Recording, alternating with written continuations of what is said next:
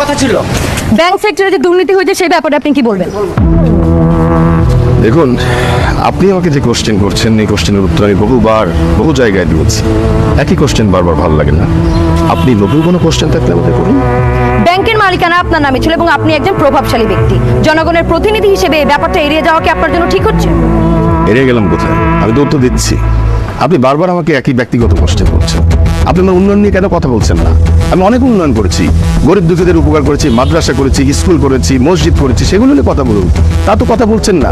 উন্নয়ন করেছেন ঠিক আছে, সেই উন্নয়নের পাশাপাশি কিছু দুর্নীতির প্রসঙ্গ এসেছে, সেই সম্পর্কে একটু বলুন। দেখুন, একটা দেশের জন্য কাজ করতে গেলে ব্যাংকের যে ঋণ খেলাপি হয়েছে সেই কোম্পানি আপনার দুলাভাইয়ের নামে ছিল। আপনি কিন্তু ব্যক্তিগত প্রশ্ন করছেন। আশা করব আপনি পেশাদারিত্ব বজায় রাখবেন। যে কোম্পানি লোন নিয়েছে সেই কোম্পানি সম্পর্কে আপনি খুব ভালো করে জানতেন, কিন্তু জনগণের টাকা আত্মসাৎ করে এখন আপনারা